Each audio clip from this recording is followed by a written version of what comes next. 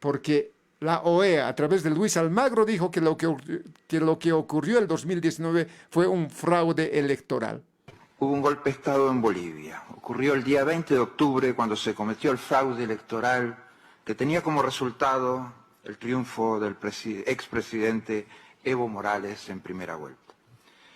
Que el Tribunal Electoral le adjudicara el triunfo en primera vuelta era pretender perpetuarlo en el poder de forma ilegítima e inconstitucional, en una afrentosa violación a la Carta Democrática Interamericana. Era quedarse en el poder arrebatándolo en una de las peores formas, robándose una elección.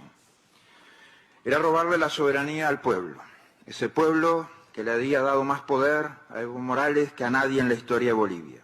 Debe continuar la investigación de las responsabilidades de este autogolpe, hoy claramente marcadas hacia el órgano electoral. ¿Quién de ustedes acá está a favor de los fraudes electorales? ¿Quién de ustedes acá está a favor de que se roben las elecciones? ¿Quién de ustedes acá está a favor de esta forma de autogolpes? Eso sí, es volver a las peores épocas del hemisferio. El secretario general de los Estados Americanos, el señor Almagro, dando lectura a un documento sobre el fraude electoral ocurrido en Bolivia el 2019. Fernando Jandambia está al otro lado de la pantalla. Él es analista, es miembro de los derechos humanos, representante de los derechos humanos aquí en Bolivia, y le voy a dar la bienvenida. Fernando, buen día, un gusto saludarte, un gran abrazo. Buen día, querido Nico, agradecido como siempre, y no era menos oportuno ahora poner la solidaridad con Edgar, no solamente en el tema de derechos humanos, sino en la verdad histórica, ¿no? Una verdad histórica que además de los bolivianos que la conocemos, también como representante de Transparencia Bolivia, que es mi plataforma técnica que analizó el fraude, respaldamos plenamente todo el resultado democrático del descubrimiento de la mayor estafa de la historia republicana del país. Fernando, finalmente lo que pasó el 2019 salpica una vez más en el país para volver a hablar sobre el tema, ¿no? Cuando ya la gente se está olvidando, pero al parecer crean otra cortina de humo, en este caso Edgar Villegas. No sabemos cuál es el objetivo, porque después de 5 años, imagínate, hacen una denuncia en contra de Edgar Villegas para que la fiscalía, que no investiga tantas cosas, a Evo Morales Ayma lo denuncian todos los días y la fiscalía no mueve un dedo en investigar a Evo Morales Ayma, y ante el primer hecho de un planteamiento de investigación como lo hizo el diputado alteño, ¿no es cierto? Ahora investigan a Edgar Villegas. ¿Tú crees que hay elementos para poder juzgar, sancionar a Edgar Villegas? ¿Qué dices? Es que vivimos en el país del despropósito, Nico. O sea, cualquier ciudadano que denuncia al Estado es automáticamente censurado, y si no, como en el caso de Edgar Villegas, no casado judicialmente. Esta es la práctica del poder absoluto de Luis Arce. Pero tenemos que recordar también, y yo creo que es importante decir, no solamente por qué lo hacen, ¿no? Yo la tengo muy clara por qué la hacen. Edgar Villegas tiene todavía su cabeza. Edgar Villegas es un recurso valioso en el control electoral, igual que muchos otros, pero especialmente él, en previas de una elección judicial, que seguramente va a tener sus observaciones si es que se consolida, es una ficha que el gobierno no se puede permitir que se mantenga en el tablero. Si proyectamos eso, también es una ficha que puede incidir en el control electoral de las elecciones 2025, empezando desde las primarias, ¿no?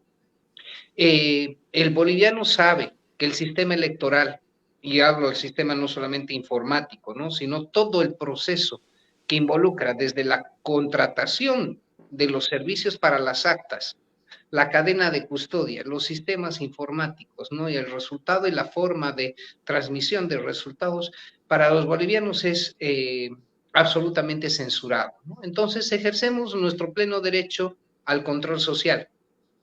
Eso es un principio constitucional, pese, y ahí vamos a estar en términos jurídicos muy claros, que en términos electorales derivan la prerrogativa de control social única y exclusivamente a las fuerzas políticas, ¿no? Entonces, el Tribunal Supremo Electoral no escucha a un ciudadano, por más de que la prueba contundente sea presentada de manera idónea. No tiene que ser a través de una fuerza política. Y ahí vemos un error garrafal dentro de un sistema nacional, ¿no? La normativa nos quita del mapa, nos exige el voto, pero señores, no es su problema si ese voto está bien contado o no, ¿no? Entonces, la ley está preparada precisamente para eso. No justifica, ¿no? Y no nos quita ese derecho de un delito en flagrancia, ¿no? Que es lo que reportó Edgar Villegas, denunciar. Y obviamente Edgar no fue el único, pero fue la punta de lanza con elemento técnico para develar el fraude. ¿Por qué? Porque sucede casi 48 horas después del proceso electoral. No olvidamos que el sistema se corta a las 11 de la noche del día 20 de octubre, ¿no? El día de las elecciones, ¿no? Y casualmente cuando reinicia el sistema ya tiene otros datos de partida, ¿no? Yo apagué la luz, tenía 5 billetes en la mesa, enciendo la luz, tenía 25 billetes en la mesa. ¿Qué pasó en ese momento? ¿No? Y ese es, en resumen muy profano, lo que Edgar denuncia. Pero creo esta es una oportunidad para recordar a los bolivianos históricamente todos los hechos que se dieron y me permite pasarte un enlace, Nico, si podemos compartirlo en pantalla y te puedo ir guiando para que el boliviano recuerde lo que representó el fraude electoral del 2019. La auditoría de la OEA, empezando por el final, ¿no? El final que es la voz oficial de un acuerdo vinculante solicitado por el Estado boliviano y signado por el entonces ministro de Relaciones Exteriores, Diego Pari. Vinculante en cumplimiento, que no puede hacer la OEA meter aquí milicias o fuerzas extranjeras para decir Bolivia tiene que cumplir. No, pero Bolivia aceptó cumplir el resultado de ese dictamen. Y ese dictamen determina 226 puntos de irregularidades, ¿no? 3.000 actas muestreadas, ¿no? Donde el más del 9.2% ya tenían vicios de nulidad. 36 expertos internacionales en el país determinaron eso. Determinaron la existencia de servidores alternos en segmentos de red oscuros, fuera de lo declarado en la red del Tribunal Supremo Electoral, y ahí entra el servidor OB01, BO01 y el BO02, y empieza el juego con la empresa Neotec, Marcel Guzmán de Rojas, ¿no? El encargado de esa infraestructura, contratado por el Tribunal Supremo Electoral para esa infraestructura, ¿no? Vamos al hecho del padrón. Yo voy a poner un ejemplo muy personal. Mi padre fallece el día 7 de mayo del año 2019. En previas de las elecciones y con la suspicacia que se tenía en ese momento, verifico en la página de Yo Participo y aparecía en el registro mi padre con el estatus de ciudadano difunto. Después de que se denuncia y empieza el movimiento gritando fraude, yo vuelvo a hacer la consulta, Yo Participo, y mi padre aparece como ciudadano habilitado con una mesa y recinto electoral designados. ¿Cómo puede ser que los muertos voten, ¿no? Y peor todavía cuando se trata de la propia sangre, ¿no? ¿Cómo puede ser, y fíjense que esa es la gran contradicción, que un fallecido tenga asignado una mesa, un cartón de sufragio, una papeleta para emitir su voto y esté registrado en un recinto, ¿no? Pese a haber cursado todos los trámites, ¿no? ¿Qué quiere decir eso, no? De que teníamos acreditado a personas que formal y legalmente habían sido dados de baja, nuevamente incluidos en el proceso electoral.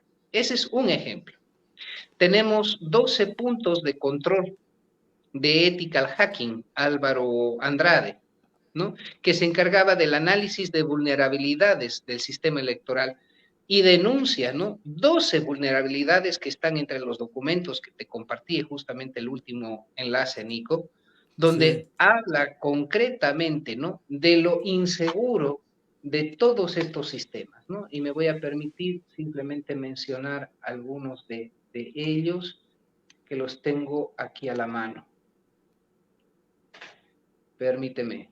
Comunicaciones inseguras, obtención de credenciales vulnerables, envío masivo de actas electorales, exposición de información sensible, aplicación móvil vulnerable a la alteración y extracción de información, ¿no? Y define una línea de tiempo en un informe formal donde se establecen todas las faltas de acciones, tanto de Neotec, la empresa de Marcel Guzmán de Rojas, como de las decisiones que toma el Tribunal Supremo Electoral en términos electorales en relación de esos problemas reportados, ¿no? Porque Ethical Hacking monitoreó en tiempo real, en contrato con el Tribunal Supremo Electoral, el desarrollo de las elecciones. Entonces, sí, Edgar Villegas tenía absoluta razón en su denuncia. Ahora, separando el tema de la denuncia con el proceso, ¿no? ¿Cuál podría ser la vinculación en la lógica del Ministerio Público para decir que Edgar Villegas es responsable de movilizar a millones en el país? Así hubiese sido un trabajo patrocinado que tiene todo el derecho porque ha sido un trabajo legalmente realizado, ya. Suponiendo de que algún partido lo promovió, lo financió, lo que quiera, ¿no? Pero el hallazgo es indiscutible en todos los términos técnicos posibles, ¿no? ¿Y qué es lo que se consiguió? Se consiguió a través de la Fiscalía General del Estado, que entre gallos y medianoche, Juan Lanchipa, contrate a un grupo de expertos, tres expertos, para hacer una auditoría al proceso electoral del 2019 en remoto, con pruebas entregadas y material entregado en remoto desde la Fiscalía General a ellos, ¿no? ¿Y cuáles son las conclusiones de ese informe, el conocido como Salamanca, ¿no? Que en base a la cantidad de datos remitida por la Fiscalía, no era posible más que denunciar errores atribuibles a la operación humana. Bueno, es la primera elección que tenemos la casualidad de un corte de más de 8 horas. Es la primera elección donde tenemos un cambio de tendencia abrupto en la votación. Es la primera vez que en una elección, desde Potosí, Marco Pumari denuncia y revela locaciones donde existían ánforas guardadas, ¿no? Extra los depósitos oficiales del Tribunal Supremo Electoral, y eso se va viendo en todo el país, no solamente en Potosí. Entonces, ¿cuál el motivo de la Fiscalía para argumentar de que lo que sucedió no fue un delito denunciado? ¿No? Y aquí nosotros tenemos todas las pruebas, desde el análisis de actas, ahí, perdón que me extienda tanto, Nicolás, el año 2021, el flamante procurador del Estado, Wilfredo Chávez, dijo, vamos a revisar todas las actas del proceso electoral del 2019. Como Transparencia de Bolivia y con Juan Pueblo como miembro, iniciativa de Juan Pueblo, revisamos las 35.600 actas del proceso electoral 2019. Detectamos 9.111 actas que tenían no solamente vicios de nulidad, sino inconsistencias insalvables. De esas 9.111 actas, 3.726 actas pasaron de manera directa y por bloque del TREP al sistema de cómputo oficial. Entonces, la evidencia es sustancialmente severa sobre el proceso electoral 2019 con fundamento. Dentro de nuestros actos investigativos también llegamos a recuperar de manera extraordinaria algunas hojas de los informes del IDIF, porque el IDIF cursó durante el gobierno de transición una investigación, ¿no? Y los hallazgos de las irregularidades en las actas eran mayúsculos. era mayúsculo, ¿no? Entonces teníamos un documento de Estado avalado, que sabemos que también se cursó durante el gobierno de transición. Absoluta y concretamente 123 actuados investigativos que tenían todos los elementos para confirmar tanto que el ex ministro de Justicia, Héctor Arce Saconeta, había instruido a los funcionarios del Ministerio de Justicia el llenado de actas, entre varias irregularidades, ¿no? Eso no se debe denunciar cuando teníamos una nota firmada por los funcionarios del Ministerio de Justicia denunciando esa arbitrariedad, inclusive algunos de ellos de manera valiente, habiendo filmado esas mesas no solamente en el Ministerio de Justicia, sino también en el ilustre Colegio de Abogados de La Paz, donde se encontraban rellenando actas, ¿no? Entonces, esto ya no se trata de que nosotros volvamos a demostrar lo que históricamente sucedió. Se trata de que el gobierno deje de mentir, el gobierno de la mentira tiene que volver a la sensatez y peor todavía, ¿no? Dejar de perseguir por sus propios intereses mezquinos, ¿no? A cualquier ciudadano que se atreva a denunciar una irregularidad. Estamos conversando con Fernando Jandama, él está en Santa Cruz de la Sierra y el programa está aquí en la ciudad de La Paz, el programa en otro formato. Fernando, Edgar Villegas salió y dijo que esto pasa a ser una persecución política. Y si a Edgar Villegas le empiezan a iniciar una investigación por parte de la Fiscalía, ¿quién garantiza la estabilidad y la privacidad de un ciudadano común y corriente que por compromiso con el país, con la patria, hace cualquier trabajo y no le gusta al gobierno? Estamos expuestos a que la suerte de Edgar Villegas también salpique a la suerte de muchísimos bolivianos. Ahora entrando en esa parte que corresponde a los derechos humanos, ¿no? La imputación es por instigación a delinquir. El tipo penal establece una sentencia máxima de 1 a 3 años, ¿no? ¿Eso qué significa? Es una sentencia sin privación de libertad. Entonces, aún así, Edgar Villegas no tendría ni siquiera que someterse a una audiencia cautelar ni demostrar riesgos procesales porque la sanción es menor que la privación de libertad. No obstante, casos similares, ¿no? La misma imputación, instigación a delinquir. Por de ese tipo penal, el sistema de justicia vulnera el principio del Código de Procedimiento Penal y es detenido Franklin Gutiérrez, ¿no? Es detenido y privado más de un año de libertad por esa imputación, ¿no? Yendo en contravención a lo más elemental de la justicia en un acto deliberado, ¿no? Absolutamente deliberado del Estado, donde no guarda ni siquiera las formas de la justicia, ¿no? Entonces, ¿es posible que a Edgar Villegas lo detengan? En debida ley, no. En el abuso y la arbitrariedad del gobierno, absolutamente sí. Y el mensaje puede ser muy claro, ¿no? Cuidado los que dicen fraude. Cuidado los que denunciaron, que también vamos por ellos. Y precisamente por eso estoy aquí, Nicolás. Porque es en el momento de dar el paso al frente y decir, yo también estuve el 2019, yo también grité, yo también estuve en las calles, yo también aporté pruebas, yo también tengo documentos de que me robaron mi voto. Esa es la principal razón por la que hoy estamos charlando, Nicolás, precisamente porque el boliviano no puede permitirse ser amenazado por un gobierno dictatorial, precisamente para robarnos nuestro derecho a decir lo que nuestra verdad nos manda a decir y defender nuestro voto, ¿no? Entonces, la situación de Edgar es la punta de lanza. ¿Qué es lo que el gobierno más adelante va a hacer?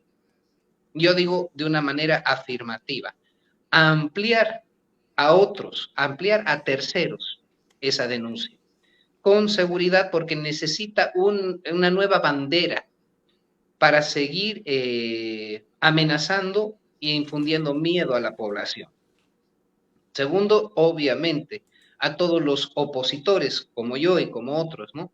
Precisamente dejarnos el castigo ejemplarizador en la figura de Edgar para que no nos atrevamos a hacer exactamente lo mismo.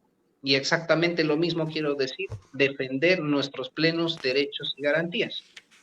Y eso es algo que ningún boliviano puede aceptar, ni siquiera por el miedo, ¿no? El gobierno ya no merece el respeto, menos todavía merece temor, ¿no? De que tiene la fuerza para hacerlo, definitivamente lo tiene, pero depende del ciudadano que le digamos, hasta aquí llegas, ¿no? Esto ya es demasiado abuso.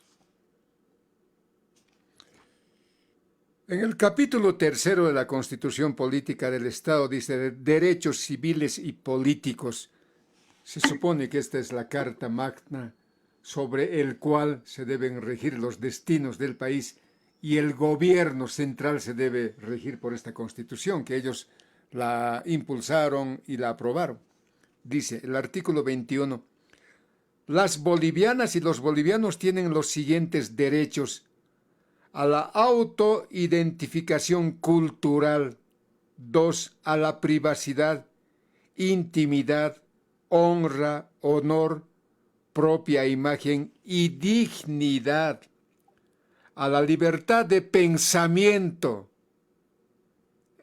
espiritualidad, religión y culto, expresados en forma individual o colectiva, tanto en público como en privado con fines lícitos, a la libertad de reunión y de asociación en forma pública y privada con fines lícitos, a expresar y difundir libremente pensamientos u opiniones por cualquier medio de comunicación, de forma oral, escrita o visual, individual o colectiva, a acceder a la información, interpretarla, analizarla y comunicarla libremente de manera individual y colectiva.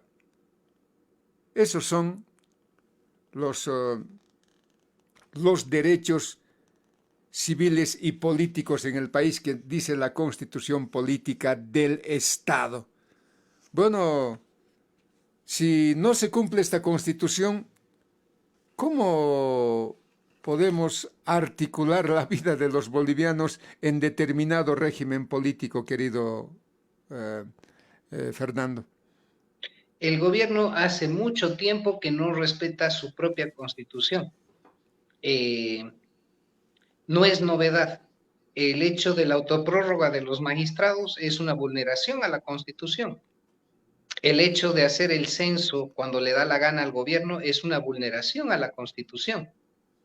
El hecho de no llevar adelante oportunamente las elecciones judiciales es una vulneración a la Constitución. El gobierno actúa de manera unilateral en la interpretación de la Constitución y la deja a un lado cuando sus intereses son superiores.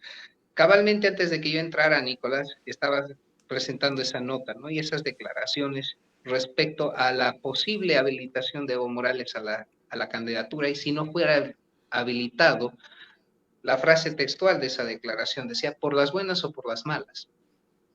¿No es cierto? Entonces ahí hay una amenaza concreta. Eso es una invitación a delinquir, pero esa declaración no tiene consecuencia. Sin embargo, en comparación, ¿no? Alguien que expone elementos de convicción y que no dice a la gente salgan a tumbar el gobierno, salgan a las calles. No hay ni siquiera un pedido de Edgar Villegas en su declaración en el programa de Jimena Galarza, donde salió toda esta evidencia, ¿no? La charla fue absolutamente técnica. No hubo nunca esa propuesta o la pregunta maliciosa de decir, ¿y ahora qué hacemos? ¿No? Sino era simplemente la exposición de los hallazgos. Entonces, ¿cómo se puede instigar a delinquir si yo no he mandado ningún elemento para decir, señores, miren, esto está pasando y hagan algo, ¿no? Tomen una acción concreta. Esas amenazas las tenemos precisamente de este gobierno. ¿Y por qué el gobierno tiene privilegio para algunos? Dos respuestas, ¿no? Uno, que el poder que está al frente es más grande que ellos, y evidentemente todavía hay razones para temer las acciones de fuerza de Evo Morales, nos lo ha demostrado este año en un paro de 16 días. un bloqueo, mejor dicho, un bloqueo carretero de 16 días. ¿Y qué más puede tener? ¿No? Entonces el gobierno es cauto con el poder, pero es atrevido con el débil, es atrevido con el ciudadano, es atrevido con las instituciones, porque evidentemente comparados con el Estado son muchísimo más grandes y fuertes, ¿no?, que cualquier ciudadano boliviano. ¿Dónde está la fortaleza del ciudadano boliviano? ¿No? En la colectividad, ¿no? Esta fue una consigna por la que millones estuvimos en la calle. Y precisamente fuimos los millones que desbordaron la posibilidad del ejercicio de fuerza de ese tirano, ¿no? Entonces, la primera invitación concreta es: entendemos de que la Constitución y el marco jurídico nacional debe ser respetado por todos, no solamente por el gobierno, pero principalmente por el gobierno, ¿no? Entonces nosotros también en la Constitución, los artículos 107 y 108, 109 de la Constitución, nos exigen cumplir y hacer cumplir. Nos permite realizar una detención ciudadana en un hecho de flagrancia, ¿no?, y tomar acción en defensa del sistema democrático. Entonces, hemos jugado siempre dentro de los esquemas de la democracia. Quien no juega dentro de los esquemas del sistema democrático y de la Constitución es el gobierno de Luis Arce Catacora y el cogobierno de Evo Morales desde la Republiqueta del Chapare.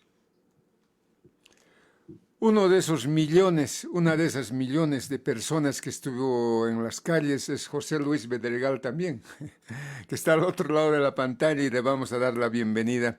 José Luis, buen día, gusto saludarte, un gran abrazo. Muy buenos días, igualmente un saludo para ustedes. Estamos acá desde la capital de la República, del Estado Plurinacional de Bolivia, y por supuesto absolutamente indignados con lo que está ocurriendo, y compartimos, creo, este sentimiento no solo quienes estamos presentes en la pantalla, sino un gran porcentaje de la población que se ha venido manifestando en las horas pasadas respecto a este nuevo hecho de abuso y persecución política.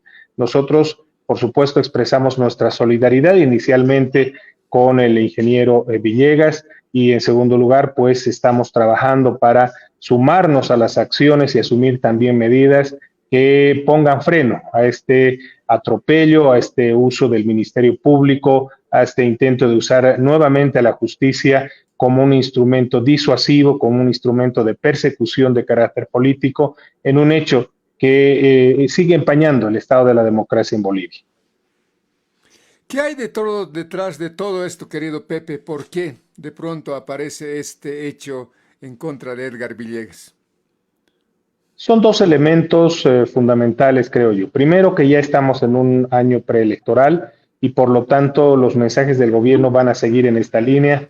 Recordemos que en el caso de nuestra organización política a la que yo pertenezco, me refiero, Soberanía y Libertad, tenemos a nuestro secretario general, nada más y nada menos, y exalcalde de La Paz, como otro perseguido político que ha tenido que declararse en la clandestinidad, porque son mensajes que el poder da para todos aquellos que pretendan o posiblemente sean obstáculos en este ya difícil camino para un intento nuevo de reelección por parte del movimiento al socialismo.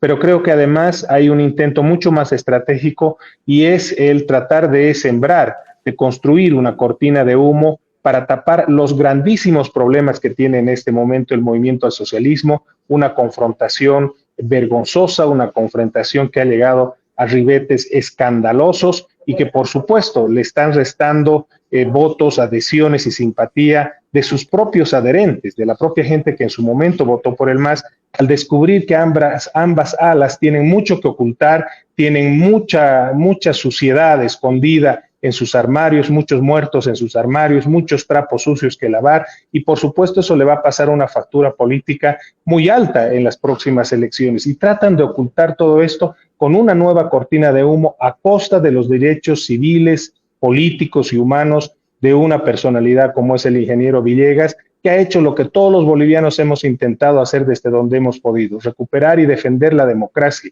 Ese es su delito, y por supuesto hoy el movimiento al socialismo no está dudando en utilizar una nueva víctima en esta lista interminable que tiene de ataques a ciudadanos comunes. Recordemos los hechos en Potosí, cuando Evo Morales metió preso a un albañil en Potosí, un médico que fue sentenciado injustamente, en momentos claves de crisis económica, de crisis política. Nadie puede dudar, Nicolás, en este momento que la crisis económica se está disparando, los precios del transporte interurbano están subiendo, los precios de canasta familiar, de los servicios básicos, etcétera, etcétera, y esto trata de ser distraído a partir de estas acciones que lastimosamente afectan a ciudadanos en específico, y cualquiera de nosotros en un futuro inmediato puede estar en los zapatos de Villegas.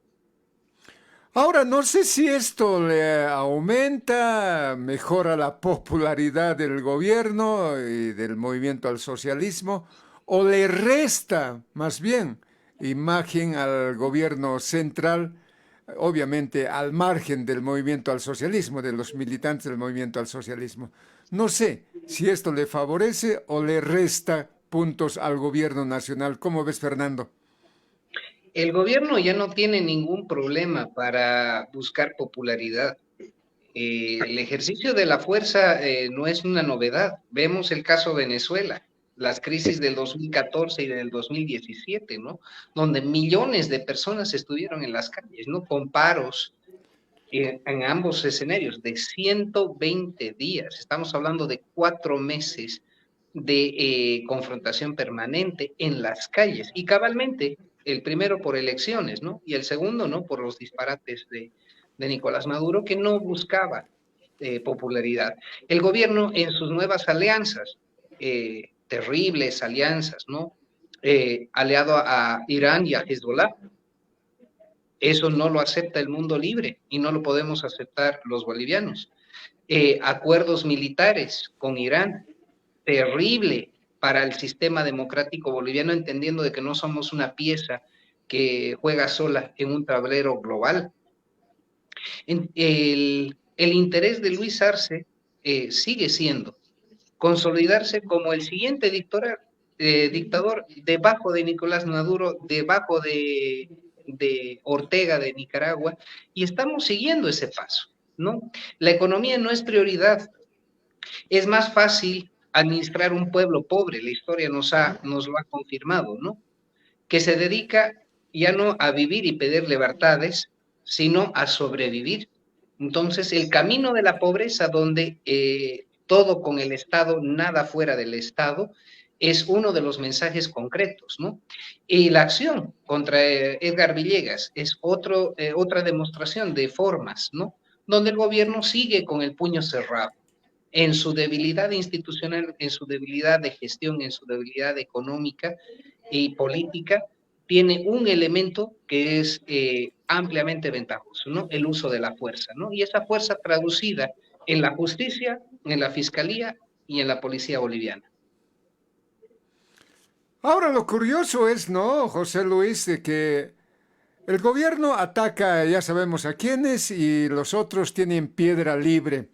En ese paro, en ese bloqueo carretero de 16 días, no hay investigados que paralizaron al país en este último tiempo, ¿no es cierto?, liderado por los afines a Evo Morales Ayma.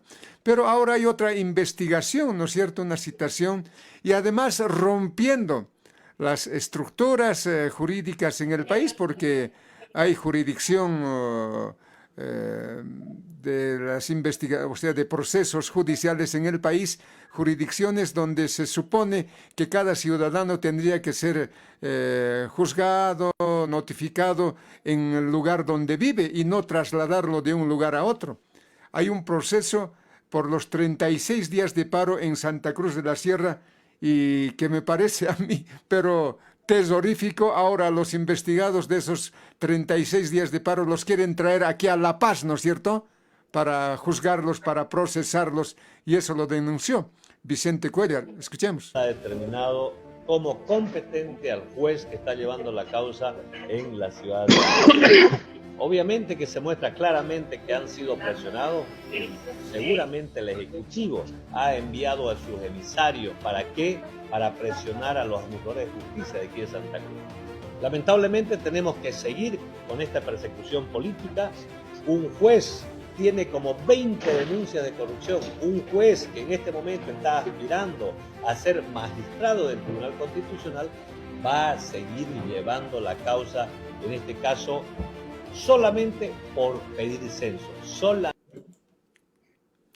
Persecución política. Edgar Villegas, persecución política a los dirigentes del Comité Cívico de Santa Cruz. José Luis. Efectivamente, no hay investigados ni por los hechos de bloqueos que son ilegales, pues violentan los derechos constitucionales de las personas, pero no se investiga a nadie. No hay investigados por los laboratorios ni fosas de maceración que durante un momento determinado el Ministerio de Gobierno allanó, intervino y dio a conocer a la opinión pública. No hay investigaciones respecto al hijo perdido de Evo Morales, se lo saca de la lista de declarantes, no se investigan las acusaciones de pedofilia, de vínculos con el narcotráfico. ¿No? Claro, el otro lado, como bien señalas, Nicolás, no se investiga, porque la justicia está absolutamente manipulada para servir a los intereses del poder político. Y esto parte de la cabeza, por supuesto, de estos juristas que ilegalmente se han prorrogado en Sucre y que están ocupando de manera absolutamente irregular las sillas de los magistrados. Porque esto que tú señalabas, y me adhiero a las palabras de Fernando, a quien le envío un saludo, respecto a la factura política que el pueblo le va a pasar al MAS, el MAS pretende neutralizarla, uno, con el uso de la justicia, con el uso del Tribunal Constitucional, con la persecución de cualquier candidato que saque a la cabeza y tenga posibilidad de competir. Dos, utilizando los recursos del Estado en forma de prebenda para hacer campaña electoral intensa durante estos siguientes años. Tres, habilitando y estimulando la atomización de candidatos en la oposición, tal como se ha hecho en otros países del ALBA. Por eso en este momento tenemos nada más y nada menos que una lista de 17 candidatos, varios de ellos sin el mínimo de seriedad en la lista de posibles candidatos de oposición que ya han anunciado sus candidaturas, la gran mayoría de ellos, y por supuesto, en la influencia que tiene sobre el órgano electoral. Es por ello que, como bien decía Fernando, no miden el uso abusivo del poder. Están dispuestos a perseguir, están dispuestos a amedrentar, están dispuestos a encarcelar, si es necesario, a cualquier líder político para evitar tener piedras en el camino. Aquí lo que hace falta es una oposición mucho más clara, que esté dispuesta a correr estos riesgos, pero que además al país le plantee una propuesta 180 grados distinta a lo que expresa, a lo que representa el movimiento al socialismo, luego que en casi 20 años ha demostrado que su modelo, su visión de país, su forma de estructurar la sociedad, de encarar la economía, es un desastre comprobado en el mundo y que en Bolivia termina de comprobarse ante el mal manejo de la economía, de la institucionalidad, de la política, y por eso la oposición tendrá que trabajar muy rápidamente en decantar primero a sus actores y segundo en construir una propuesta que saque del escenario del poder al movimiento al socialismo. La factura va a estar y lo que hay que hacer es impedir que el gobierno, a partir de los elementos que he mencionado, pueda neutralizar el costo de esa factura electoral. Ahora, como decías, Fernando, al margen de este hecho de Edgar Villegas, ¿no?, que está en la franca demostración de que hay una persecución política en el país, ahora el gobierno del movimiento al socialismo, o sea, a la cabeza de Luis Arce Catacora y Evo Morales Ayma, nos están induciendo a querer participar, ¿no?, a querer ser partícipes, espectadores de esa pelea frontal que tienen al interior del movimiento al socialismo, como tú dijiste, incluso con amenazas de que si Evo no es presidente el 2025, a las buenas va a ser a las malas. Y otros dicen que va a correr sangre en ese tema. ¿Qué dices? Es la amenaza natural dentro de esos círculos porque llegaron al poder y no podemos obviar eso bajo las mismas líneas, bajo los mismos principios, ¿no? El gobierno de la fuerza por la fuerza para sus sectores de privilegio, ¿no? El MAS ha utilizado la bandera de los humildes, ¿no?, precisamente para servir a los violentos. Y eso es absolutamente natural. Y yo creo que es por eso que entre ellos amenaza va, amenaza viene, pero no se concreta, ¿no? Puede llegar un momento de inflexión, absolutamente seguro, cuando se juega la carta definitiva de quién va a tomar la posta electoral, ¿no? A Arce no le conviene un Evo candidato, A Evo no le conviene un Arce candidato, pero los dos juegan bajo una línea, la misma visión país, ¿no? Y no hablo de una visión de desarrollo, ¿no? Sino una visión política del poder país. Y eso no deja pie ni espacio, ¿no? Para una candidatura real de oposición, y ahí coincido plenamente con José Luis, porque los candidatos que nos han presentado ahora, muy poco formados, muy poco serios en sus candidaturas, no hay propuesta, sino el planteamiento de la ambición de participar, y sí es una atomización, al menos para el colectivo ciudadano, de que no existe representación de oposición en el país, ¿no? Ese es el mensaje que le está llegando al ciudadano, ¿no? Porque ve entre esas, mencionaba José Luis, 17, y ya llegan a 25 que han declarado sus intenciones. Fernando, ese número de 17, como decía Pepe Lucho, me recuerda lo que está ocurriendo en Venezuela, ¿no? Nicolás Maduro se inventó 11 candidatos para las elecciones de julio, ¿no? Elegidos por Nicolás Maduro van a ir 11 candidatos opositores, obviamente candidatos simbólicos, cuando Nicolás Maduro es el único candidato oficial en esas elecciones de Venezuela, querido Fernando.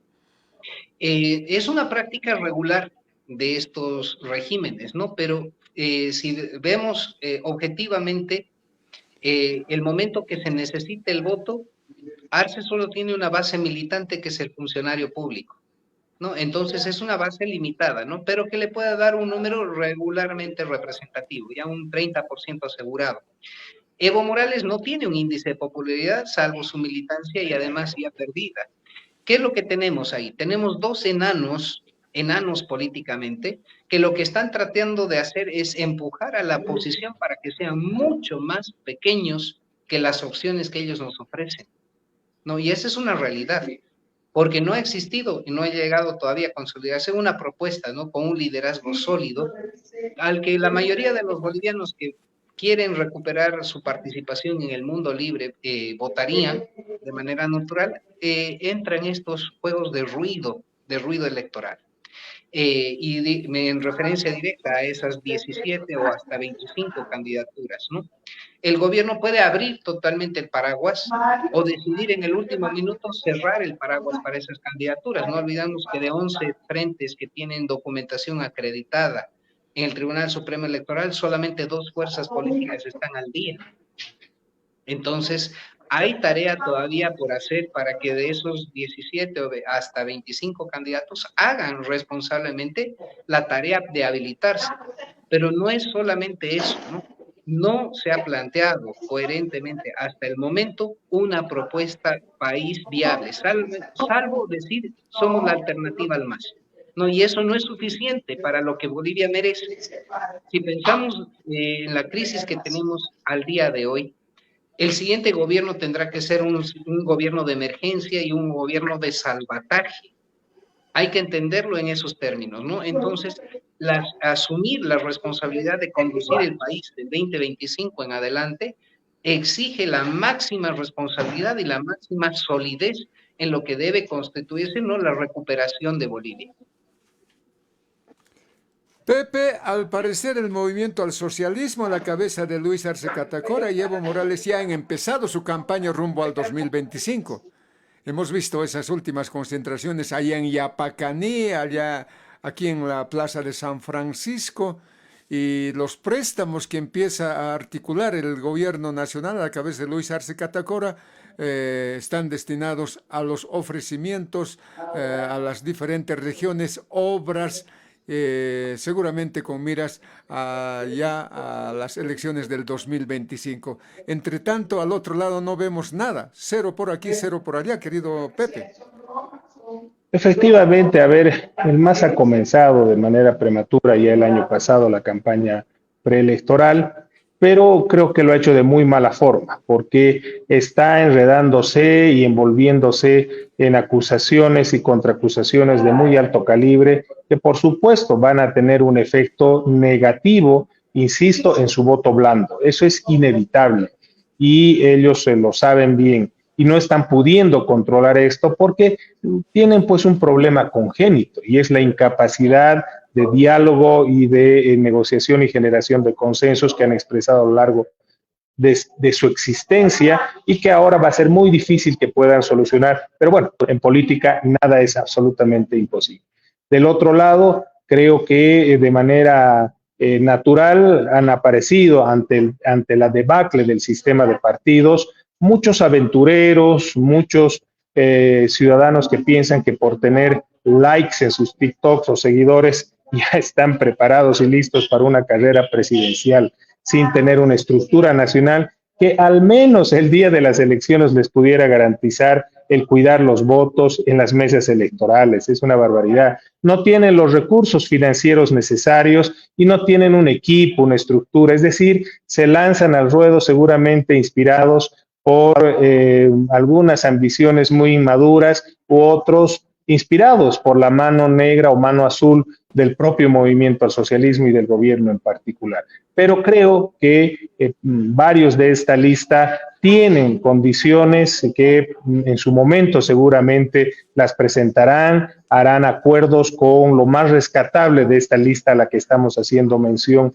conjuntamente con Fernando, tendrán que conformar un equipo que le dé la señal al país de que hay capacidad, hay credibilidad y hay un discurso serio, una propuesta seria, pero que tiene que estar acompañada de esta imagen de credibilidad de que va a ser posible poner un plan alternativo de desarrollo económico, político y social en el país. Es como cuando vivimos la crisis del 82 con la UDP, que para recuperar la democracia, el hombre de la democracia era sin duda Hernán Siles Suazo y se lo eligió, pero para recuperar la economía, la estabilidad social, política, para nadar en las difíciles aguas de la política boliviana, había un hombre que encarnaba esa posibilidad y era Víctor Paz Estenssoro. La gente creyó en la propuesta, se hicieron las medidas que se tenían que hacer, encaró el dificilísimo escenario político que había heredado de la UDP, encaró a la Central Obrera, a las organizaciones mineras, etcétera, y el pueblo sabía que él tenía la capacidad para nadar en esas aguas turbulentas y lo eligió. Lo mismo tendrá que ocurrir ahora ante la crisis económica, el cansancio del país de estos abusos, de esta corrupción, de este uso descontrolado y desmedido del poder y esta ambición por quedarse en el poder 30, 40 o 50 años, como ocurre en otros gobiernos autoritarios en América Latina, Venezuela, Nicaragua, etcétera, necesita no solo ya de una buena propuesta, una propuesta seria, sino de un liderazgo que encarne la posibilidad de llevarla a la práctica y que esté rodeado de un equipo, seguramente de caras renovadas, pero técnicamente muy sólidas, que puedan presentarle al país la esperanza de un cambio necesario para las futuras generaciones. El país, Nicolás, no puede seguir conducido por dirigentes sindicales que no tienen ninguna experiencia en el manejo de las instituciones del Estado. Qué vergüenza da escucharlo al ministro de Obras Públicas anunciando en conferencia de prensa que ha encontrado el hueco por el que entraron los perros a la pista del Aeropuerto Internacional del Alto. Yo le sugiero amablemente al ministro que también investigue por qué hueco entró el toro que se entró a la terminal del aeropuerto de Alcantarilla en Sucre, a ver si lo logra encontrar, ya ha pasado mucho tiempo, y que lo tapen pues con la bandera que hicieron coser para el proceso en La Haya por el tema del mar. Son una vergüenza. Como los dirigentes sindicales, Nicolás, tienen que estar en su sindicato, tienen que estar atendiendo los problemas de su sector, no pueden estar al frente de las instituciones públicas como en el tema del agua, en el tema de aeropuertos, en el tema del censo, sin tener capacidad técnica. Basta ya, porque eso nos está llevando a ser un país inviable. Por eso necesitamos que la oposición trabaje con mucha estrategia, con mucha inteligencia y que logre conformar esto. Un gran programa, un gran equipo, con un gran liderazgo, pero también con una estructura de organización política capaz de evitar un nuevo fraude electoral. Pepe, en estas nuevas caras que empiezan a surgir como alternativa política al 2025, ¿tú crees que muchos son afines al MAS? Muchos son afines al MAS, de hecho salen solamente en época de elecciones porque alguien les pone los recursos. Si no, estarían presentes en la arena política de manera regular y esto no ocurre. Esta es parte de la estrategia que bien ha señalado Nico, es muy conocida en Venezuela, en Nicaragua, etcétera, y en otros países que tienen este mismo tipo de régimen que es autoritario, que es totalitario, que absorbe el control de todos los poderes del Estado. Tiene muchas elecciones casi cada año, pero son elecciones absolutamente controladas. Y por supuesto, tenemos ahí varios actores, incluso algunas autoridades que hoy ejercen de alcaldes, que van a ir en función de los intereses del MAS, que van a financiar sus campañas, y otros que lastimosamente hay que decirlo, son meros aventureros de la política para ver qué pueden cazar en Río, qué pueden pescar en Río Revuelto. Agradecemos muchísimo a Fernando Jandam y a José Luis Bedregar por habernos regalado estos minutitos aquí en el programa en otro formato. Fernando, un gran abrazo, gracias, y si quisieras acotar algo más ya en el final. Querido Nico, muchas gracias. José Luis, un placer. Espero poder intercambiar teléfonos. Hay una tarea de derechos humanos también a favor del exalcalde Luis Rodilla. Así que, por favor, a través de Nicolás, te solicito tu privado. Aprovechando este momento, ¿no? La unidad en Bolivia no es solamente de masas, no tiene que ser de ideas. Entendiendo de que nos jugamos la recuperación del país no solamente en términos económicos, nos jugamos la recuperación de la institucionalidad democrática, ¿no? Entonces, la propuesta que el ciudadano tiene que esperar es la verdadera reconstrucción de la patria boliviana. Y simplemente para cerrar, la invitación, en minutos más hay una concentración, un plantón en la Plaza Baroa, en apoyo a Edgar Villegas, así que aprovecho para dejar el mensaje a los ciudadanos, todos los que puedan apersonarse en defensa de su voto, en defensa de la representación de la democracia del 2019, háganse presentes, ¿no? Porque hoy nos necesita Edgar, como en su momento le agradecimos lo que hizo por todos los bolivianos. Un gran saludo y, como siempre, un placer, Nico. Gracias, Pepe, un gran abrazo. Gracias, muchas gracias, Fernando, por tus palabras. Nos adherimos plenamente a ellas como organización política, Soberanía y Libertad, y por supuesto en lo personal. Y a ti, Nicolás, también muchísimas gracias por permitirnos estar en estos espacios de encuentro y diálogo y comunicarnos con tus miles de seguidores. Muchísimas gracias y estamos siempre a la orden.